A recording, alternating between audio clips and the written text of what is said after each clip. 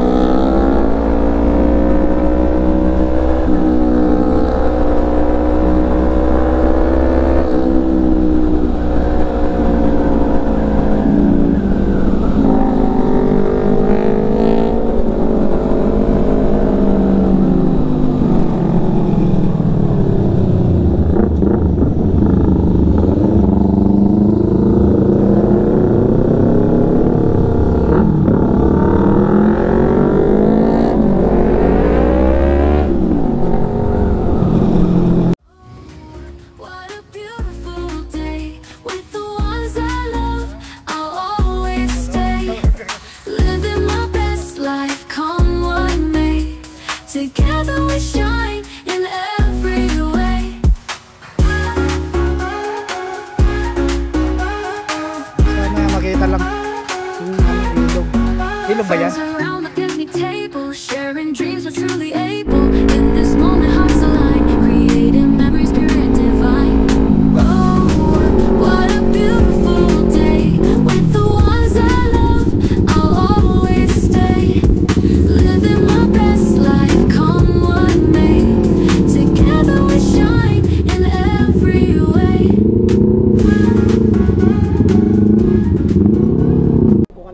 Malapit lang kanina nung palabas tayo. Hindi pa, nung palabas ka niya. Wala nang connection. Hello?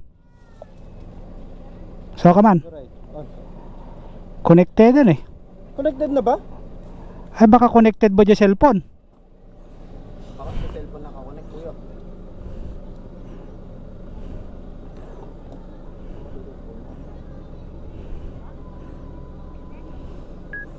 Meron na? Disconnected ko na. Rider A, ready ko na ito.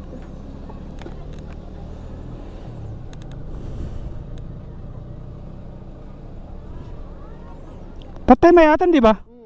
Pero mo nga ulit, Pops. Anong umiilaw siya ng blue? Oh, steady blue. I-off ko muna dapat. Nag-red? Ayan, nag-red.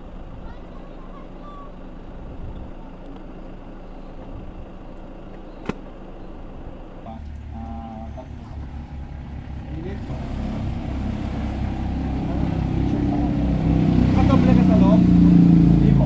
Naka-short lang ako. Naka-short ka? Opo. What? Ano yun? Motor yun? Bumusin na ng bus? Motor ko yun?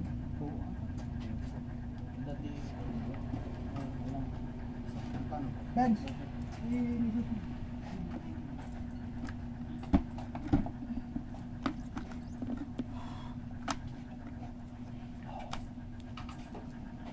Ang lapit pa lang ng binyahe natin, parang pagod na ako dahil mainit siguro. Mainit.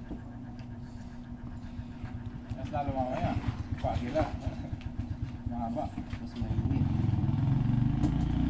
Hindi maganda yan para ma-burn yung pots. Ay, gas muna kuya. Nasa race. Bago pumunta doon. Maganda yan para ma-burn yung pots. Pag ganito. Na hindi mo parang ano, pero nababurn yun. Oo. Pero mainit eh. Sa ulo. Gas ka na? Meron pa? Kaya pa? 3 bars? 2 bars? Kaya pa yan. Kaya pa siguro. Abot ba yun ng Alaminos? 2 bars mo. Ako 1 bar pa ako tapos may 50 pa tayo reserve. Hindi ko alam. Baka ano lang yan? Ikaw may gas ka pa, malapit Ikaw, ka lang. hindi na ako nagka. Ano? Isang bar 3 yan. bars. Ikaw, ilang bar ka? Full bar. Full bar. Naggasolina ka pala kanina. Full bar pa siya. Tipid yan. Tipid yan. Kami pala yung binaggas kanina.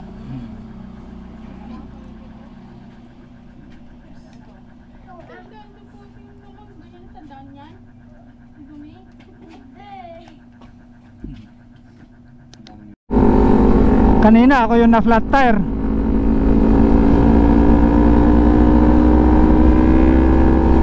Ngayon si Sir MJ hindi mag-charge naman yung battery niya kaya naka-slow down lang kami. Maghahanap kami ng repair shop. Papacheck niya muna. Hindi nagcha-charge yung battery eh.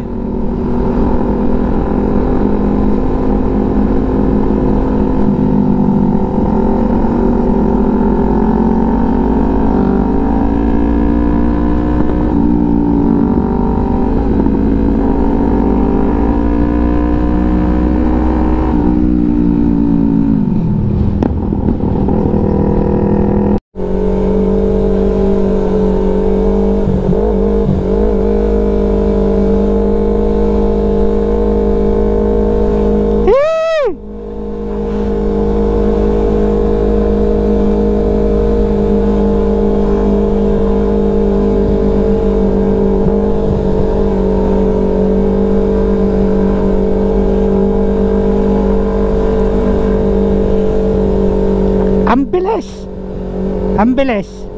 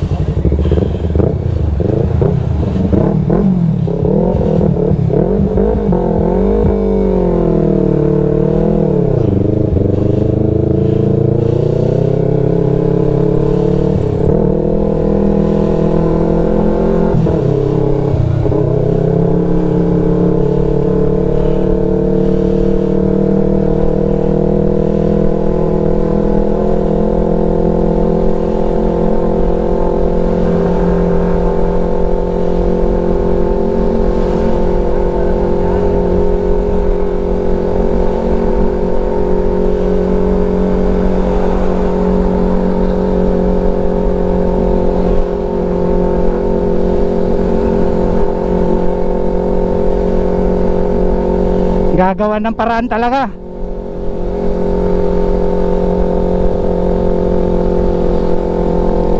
Steady lang, steady.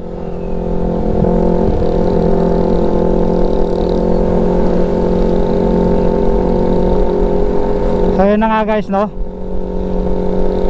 Naglolo ko yung charging system ng motor ni Sir MJ.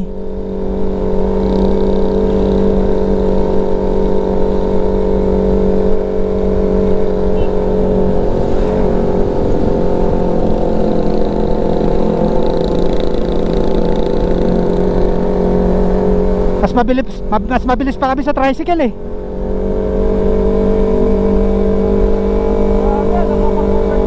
Woo!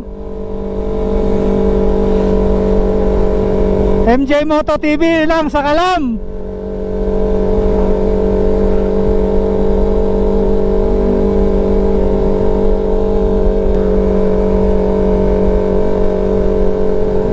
Diretso lang. So yun na nga, naglolo ko yung charging system na ang motor ni Sir MJ. Pauwi na sana kami eh.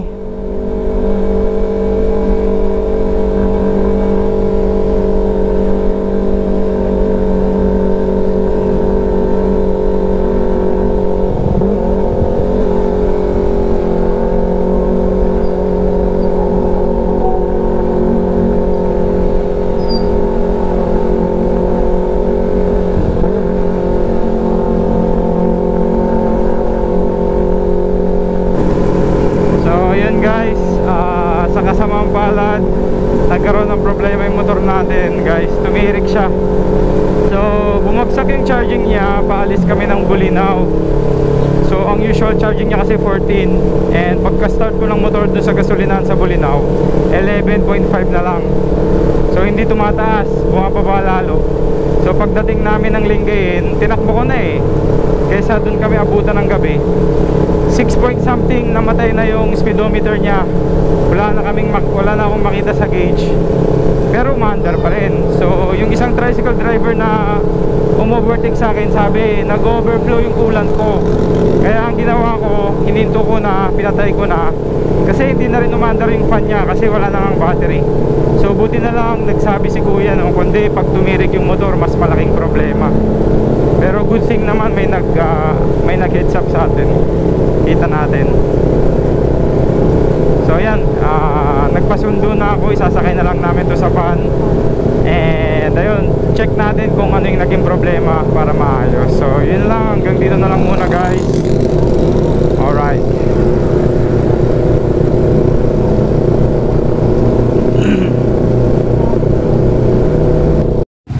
Kaway-kaway pa rin kayo kahit na stranded tayo. Okay lang yan, smile lang, di ba? Oh, stranded kami eh. Ayaw ayaw mag-charge yung battery ni Sir MJ. Dapat pa ganyan. Naman din, baka yung sa akin sa rin. Na po.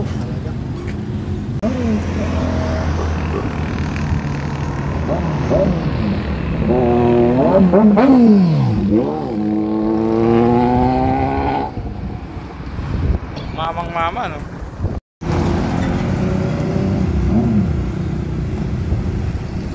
Bomba! Bomba!